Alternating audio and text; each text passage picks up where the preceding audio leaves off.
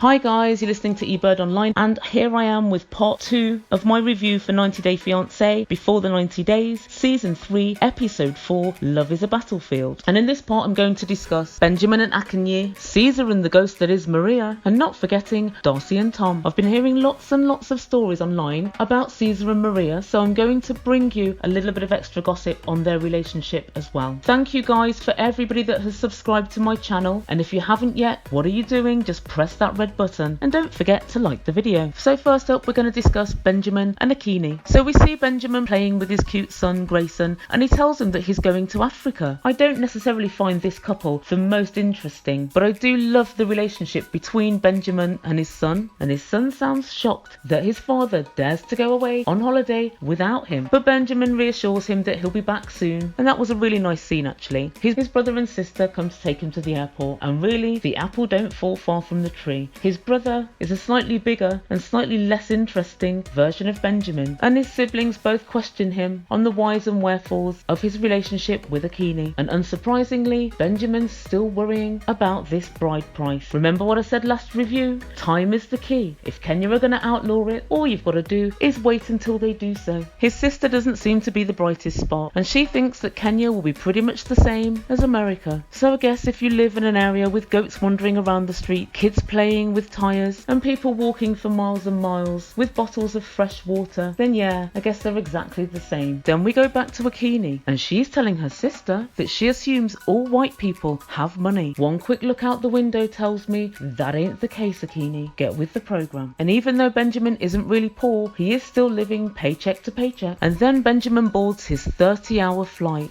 Wait, 30 hours? Where are you going from? Antarctica? So I had a quick look online, and I noted that he could have flew in just 20 hours if he'd paid just another $600. Oh dear, Akini, things really are tight at Casa de Benjamin. I think it's time for you to revise your notions that all white people are rich. So he gets off the flight, and she looks somewhat pleased to see him. She didn't bother to mention that in fact he's indeed not very fly, even for a white guy, and they both even managed to fake a bit of chemistry. No, I'm joking. I actually think that the chemistry was there, and I think that they were quite pleased to see each other. She told him, "You're huge." I wasn't quite sure if that was a compliment or not. And she says that she's worried that it will be hard for Benjamin to be accepted into her family. Don't worry, Akini, money will certainly grease the wheels of acceptance. And he tells us he's worried that she won't want to parent his son Grayson. And we already saw earlier that Akini actually said she'd rather be a friend to him than a parent to him. Maybe she should get tips from Terry, who's Avery's friend, mother, because she's more of a friend to Avery than a parent. But if you want my take on this, I pretty much think that even if she starts out as friends, Grayson's only 5, so you will end up having to parent him. So I think she'll naturally fall into the role, and I don't see the point of really forcing the issue in the first instance. Although, yet again, I can't believe how little these couples talk to each other before they actually meet up, because I would have thought that would have been one of your first questions. Are you prepared to co-parent my son? And he's spent thousands of pounds going all the way over to Kenya, and it could be that she's not interested at all. So I do find that quite strange. But all in all, I will offer odds on this couple actually working. I think Akini seems like generally quite a nice girl, and I think Benjamin will come up with the money that he needs one way or another for the bride price. Guys, let me know what you think. Do you think Akini is going to get cold feet once she realises that Benjamin doesn't really have that much money? So next up we have Darcey and Tom. Darcey's American, and Tom is obviously the English gentleman, according to him, who Darcey is expecting to sweep her off her feet. And guys, oh my god, Darcey is painful to watch, but as an altruistic humanitarian act of public service, I'll watch for you so you don't have to, and I'll report anything of merit. In this episode, Darcey begins another stellar walk towards a failed relationship. So we first meet up with Darcey and Tom when they're in a taxi. Darcey gushes, "It was incredible.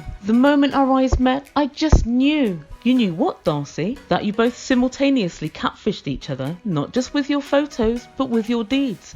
Darcey, I'm sober. I'm normal. Tom, I'm posh. I don't live with my parents. Oh right, you're both catfishers extraordinaire. Oh, I see, Darcey, that's what you knew, that the chemistry was there. The way that I saw it, you looked somewhat nauseous when you saw Tom, and your face wore a look that says, I actually can't believe my eyes. So it's interesting that you're now rewriting proceedings and painting it as love's young dream. And Darcey says, London Bridge. And for this, I blame Fergie. She did a whole video on Tower Bridge whilst claiming she was actually on London Bridge. Bridge. And Tom said, no, that's not London Bridge. But in typical Tom fashion, he failed to explain to her which bridge it was. That's because he's from Nottingham and has an entirely fake life. So they enter an Airbnb, and I have to say, it's very, very nice. And Darcey walked in like a little child. Wow, it's beautiful. Oh, you have such a debonaireness. I can't believe it. And she proceeds to tell Tom that he's debonair and amazing and special. And as she gushes on, Tom looks more and more embarrassed. Well, as you all know, us Brits are a little bit more reserved than our American counterparts. And it's definitely true. Darcey always says exactly whatever she's feeling at that point, and she does wear her heart on her sleeve. I actually think it's a good thing because at least you know where you are. With Darcey, that's but hey ho, at least you know where you are. Darcey once again starts crying, and she tells him, I'm stronger now, through her tears, leaving Tom to wonder, what were you like before? You're a blubbering wreck now. He shows her to her room, and she immediately says, I don't want to stay in this room. Poor Darcey, she's just tired. She didn't have an afternoon nap, you know. And you know what she's like when she has too much sugar? I think we're going to get her tested for ADHD. And Tom tells her, if you're a good girl, I'll give you some wine tomorrow. I promise. Now there, you can sleep with me in my bed and we'll just cuddle. And poor Darcey, I really do like her and I really do want Darcey to win. But I definitely think her and Tom, personality-wise, are chalk and cheese. And he even comments that he's having to babysit her at the moment. And Darcey, I gotta agree, you need to stay off the wine. And then the next morning as they wake, Tom points out the blood-stained sheet and a piece of tissue in one nostril. Tom tells her, you elbowed me in the middle of the night and I got a massive nosebleed. I find this quite strange because I think if you elbow someone in the nose, surely your sinuses are connected and it would come down both nostrils. But it only seems to have come down one. Interesting, Tom. Very interesting. And the clear insinuation is that Darcey drank far too much and was drunk, tired and over-emotional. And I did notice on social media people discussing if it was Jessie or Darcey with the problem now. And people are saying Jessie was completely right. It was Darcey all along. Ladies and gentlemen, Ebird Online puts it to you that it is both Jessie and Darcey are equally fucked. But Tom the fake, the phony and the fraud and catfisher extraordinaire doesn't seem too impressed. And Darcey duly apologised profusely for elbowing him in the nose and she seemed genuinely sorry. But interestingly enough, to the VT later, when Tom was explaining the story, Darcey turned to him and said, well, how come you didn't have a mark on your nose? So in actuality, Darcey didn't believe it, as well as the Ebird. But for Tom, the following day was set to become even worse. Tom decided to take Darcey on a boat ride. Darcey was absolutely thrilled to be on a tiny little boat going down the River Thames, gliding along that brown, stagnant water full of shopping trolleys and dead bodies. Tom, you really know how to treat a girl. And as they glide down the river, Darcey says, it's like being in a fairy tale. It feels both exquisite and posh. Darcey, raise your standards. You're a beautiful girl. Repeat after me. My name is Darcey and I am worth it. My name is Darcey and I am worth it. If you're having low moments, think about the two beautiful girls that you've raised and how well adjusted and happy they seem, and know that you've done an amazing job. Darcey pressurises Tom to clarify the nature of their relationship. She obviously wants it to be exclusive, and in fact Darcey's thinking about wedding rings and moving to London. But Tom tells her he's only just stopped dating and texting a range of other women. Tom, you should never stop texting your mum. You never know how long she's going to be around. For none of us are promised tomorrow. Darcey seems quite upset with the fact that Tom's been dating other women because she believes they've been dating for 4 years. What, Darcey, the whole time you were dating Jessie? Yeah, right. You mean you've been talking online for 4 years? That's not the same thing. This is the first time you've ever met.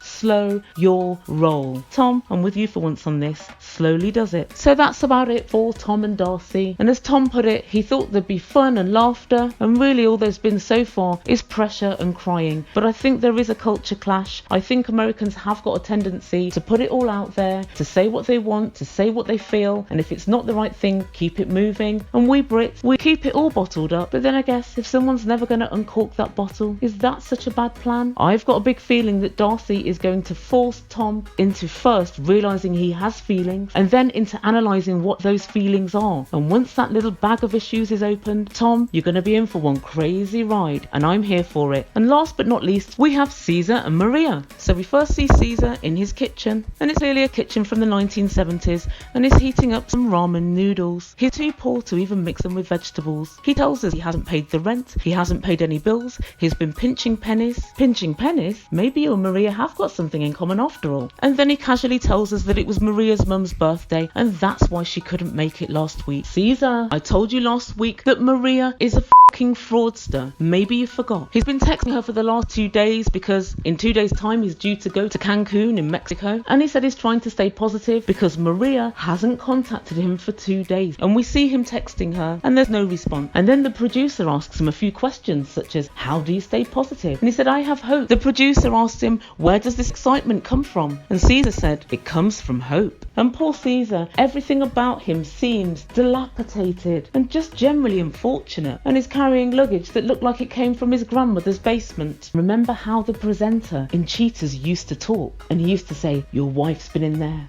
for 45 minutes, and when she came out she had her trousers around her ankles and her wig was on backwards. And then he'd thrust the microphone in the person's face so he could better hear their sobs. And that's the kind of vibe that I'm getting from these producers. It's not cool. And he tells us if he doesn't go to Cancun, he may regret this for the rest of his life. And I'm erring on the side of saying don't bother going, because she's so not going to turn up. But then I figure he's 40 grand in the hole, so what's another 1.5 grand on holiday? So the next time we see him is when he arrives in Cancun, and he really cannot catch a break because he informs us that his luggage has gone missing. And being the intuitive person he is, Caesar decided to put a very valuable engagement ring in the hold. Who puts jewellery in the hold? Who does that? You keep all valuables with you. My money's on that he flew Delta. I've flown Delta a number of times, and I reckon 60 or 70% of the times they've lost at least one piece of my party's luggage. My main reason for thinking it was Delta is the description of their customer service. They sent him from one place to another, and then they couldn't give him any answers at all, and just told him, come back tomorrow. Sounds just like Delta to me. He gets into his hotel room, and it does have a beautiful view, and he muses, if Maria ever makes it, she's gonna love me forever for bringing her to such an amazing place. Oh, Caesar, she's obviously not that bothered, because she couldn't even be bothered to come a couple of weeks ago. Honestly, sometimes I just think, Caesar, you deserve all you get. Last week I was thinking, oh poor Caesar, he's being screwed over, but I realise you make bad decision